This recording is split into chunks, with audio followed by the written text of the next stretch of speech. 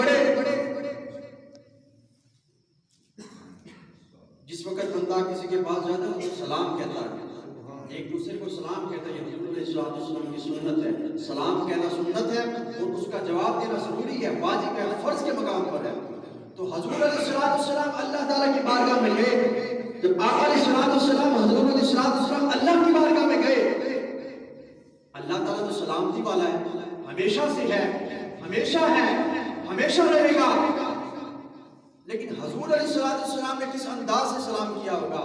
حضور علیہ السلام نے عرض کی التحیات للہ والصلوات والطیبات، اے میرے مولا ہر قسم کی پاکیاں، تسبیحات، ہر قسم کے تحائف تیرے لیے ہیں۔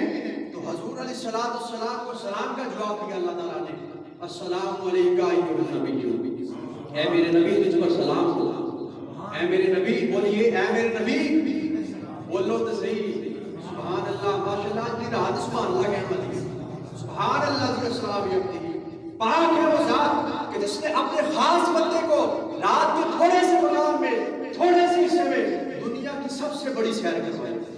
بندہ جاتا ہے دوسرے شہر میں سیر کرنے کے لیے جاتا ہے، وائٹ پر جاتا ہے، کسی اور شہر میں چلا گیا سیر کرنے کے لیے، پارک میں چلا گیا، لیکن حضور علیہ السلام کو اللہ تعالیٰ نے حضور کے مقام کے مطابق سیر کروائی۔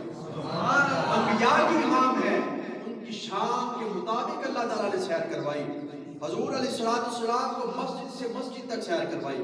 اگر عام بندہ امتی یہ عقیدہ رکھ کر، یہ ایقان رکھ کر اور یہ سوچ رکھ کے مسجد میں جائے رہا کہ میں سیر کرنے کے لیے جا رہا ہوں، تو بندہ کافر ہو جائے گا، کیونکہ مساجد اللہ تعالیٰ کی عبادت کے لیے بنائی گئی ہے۔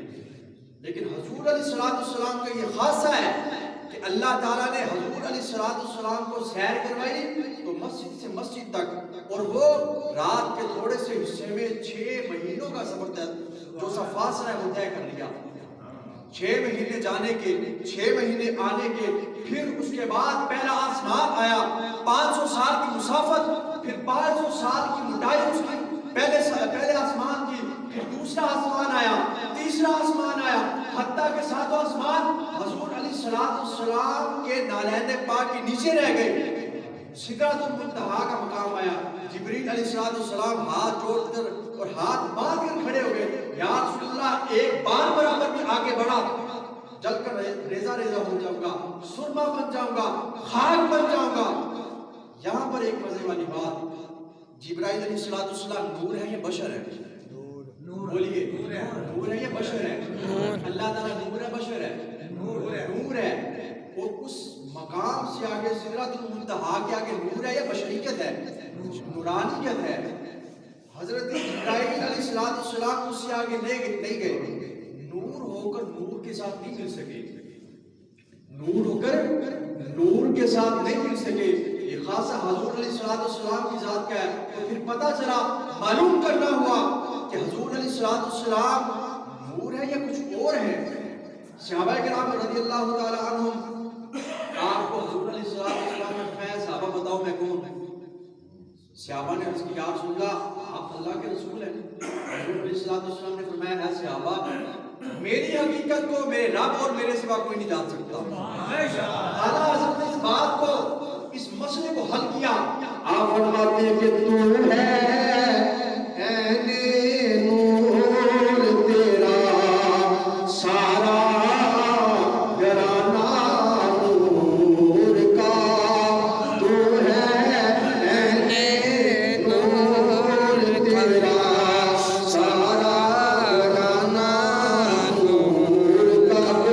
کوئی زبان خاموش نہ رہے، مل کے پڑھو، تو ہے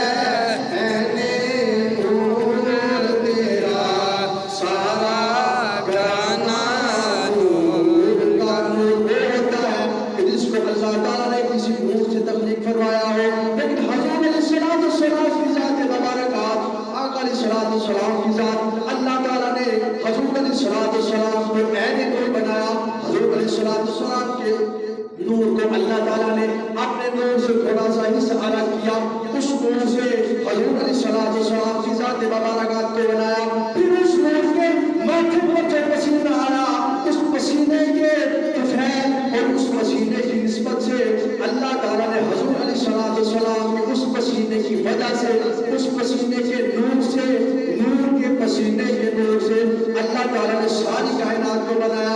تو اعلیٰ حضرت امام المرتبہ مولانا شمع رسالت پشتہ عشق و محبت امام احمد رضا خان فاضل بریلوی رحمۃ اللہ تعالیٰ علیہ، آپ نے یہ مشورہ فرمایا. آپ نے فرمایا یا رسول اللہ، آپ نور ہی نہیں ہے، صرف نور ہی نہیں ہے، آپ تو عین نور ہے. نور وہ ہوتا ہے جو جس سے بنایا جائے، اور عین نور وہ ہوتا ہے جس سے ساری کائنات بنائی جائے. تو اعلیٰ حضرت نے یہ مسئلہ کیا اور فرما دیا، لکھ دیا کہ تو ہے عین نور تیرا سارا گھرانہ نور کا، تو ہے عین نور تیرا سارا گھرانہ نور کا. والنجم اذا ہوا ما ضل صاحبکم وما غوی. یا رسول اللہ، مجھے اس ستارے کی قسم جو آسمان کی طرف بلند ہوا. میں نے کہا یا اللہ، مجھے اس آیت کی سمجھ نہیں آئی. تو میں حضور علیہ السلام کی بارگاہ میں گیا، عرض کی یا رسول اللہ صلی اللہ علیہ وسلم، مجھے اس بات کی سمجھ نہیں آئی، آپ سمجھا دیجئے. آقا علیہ السلام نے فرمایا اے جبرائیل بتا تو صحیح تیری عمر کتنی ہے. حضور علیہ السلام کی بارگاہ میں عرض کرتا ہے یا رسول اللہ صلی اللہ علیہ وسلم، آسمان پر ایک ستارہ 70,000 سال کے بعد چمکتا ہے، ظاہر ہوتا ہے. یا رسول اللہ صلی اللہ علیہ وسلم، میں نے اس ستارے کو 72,000 مرتبہ دیکھا ہے. آقا علیہ السلام کی بارگاہ میں ہاتھ باندھے کھڑا جبریل علیہ السلام، فرشتوں کا امام، نوریوں کا سردار، فرشتوں کا امام ہے، فرشتوں کا استاد ہے. فرشتے آپ کے سامنے ہاتھ باندھ کر کھڑے ہوتے ہیں. کتنے فرشتے؟ حضور علیہ السلام نے فرمایا کہ آسمان سے جو پانی برستا ہے نا، ہر پانی کے برسنے کے ساتھ، ہر قطرے کے ساتھ ایک فرشتہ زمین پر آتا ہے. اس قطرے کو وہ فرشتہ، اس فرشتے کی ڈیوٹی ہوتی ہے کہ وہ اس قطرے کو اس کی جگہ پر پہنچاتا ہے. پھر حضور نے فرمایا ریت کے ہر ذرے کے برابر ایک فرشتہ ہے. تو ان تمام فرشتوں کا سردار، تمام فرشتوں کا سردار حضور علیہ السلام کی بارگاہ میں ہاتھ رکھ کے کھڑا ہے. حضور کی بارگاہ میں بولے ہاتھ باندھ کر کے کھڑا ہوا ہے. عرض کرتا ہے یا رسول اللہ صلی اللہ علیہ وسلم، ایک ستارہ آسمان پر طلوع ہوتا ہے، اس کو میں نے وہ ستارہ 72,000 وہ 72,000 سال کے بعد، 70,000 سال کے بعد ظاہر ہوتا ہے. اس کو میں نے 72,000 مرتبہ دیکھا ہے. عرض کرتا ہے یا رسول اللہ 72,000 مرتبہ دیکھا ہے. آقا علیہ السلام نے فرمایا اے جبرائیل، مجھے اس ذات کی قسم ہے کہ جس کے قبضہ قدرت میں میری جان ہے، خدا کی قسم وہ ستارہ میں ہے. تب جا کے مجھے سمجھ آئی. اللہ تعالیٰ نے فرمایا والنجم اذا ہوا، اے بابو مجھے تیری قسم، وہ ستارہ جس وقت اللہ تعالیٰ کی بارگاہ کی طرف بلند ہوا، اللہ تعالیٰ نے فرمایا اے حبیب مجھے تیرے اپنی طرف آنے کی قسم.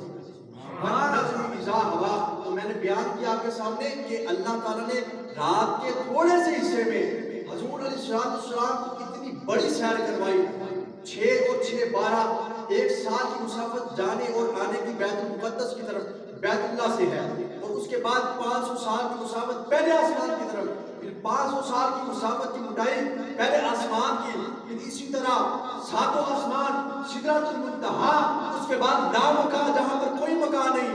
اعلیٰ حضرت نے لکھا کہ وہی لا مکان کے مکی ہوئے، سر عرش تخت نشی ہوئے. یہ نبی ہے جس کے ہے یہ مکان، وہ خدا ہے جس کا مکان نہیں. اللہ تعالیٰ کی بارگاہ میں عرض کیا ہے میرا تیرا کوئی مقام ہے؟ اللہ تعالیٰ نے فرمایا میرا کوئی مکان نہیں، میرا مکان صرف وہی ہے. میں نے سارے مکان، میں نے سارے مقامات، ساری بلندیاں، سارے مرتبے، سارے میں نے اخلاق، سارے اقام، سارے حسن میں نے حضرت علیہ السلام کے لیے بنائے. میرے حبیب کا جو مقام ہے وہ میرا مقام ہے. جو اعلیٰ حضرت نے فرمایا، اعلیٰ حضرت نے لکھا کہ وہ لا مکان کے مکی ہوئے، سر عرش تخت نشی ہوئے. یہ نبی ہے جس کے ہے یہ مقام، وہ خدا ہے جس کا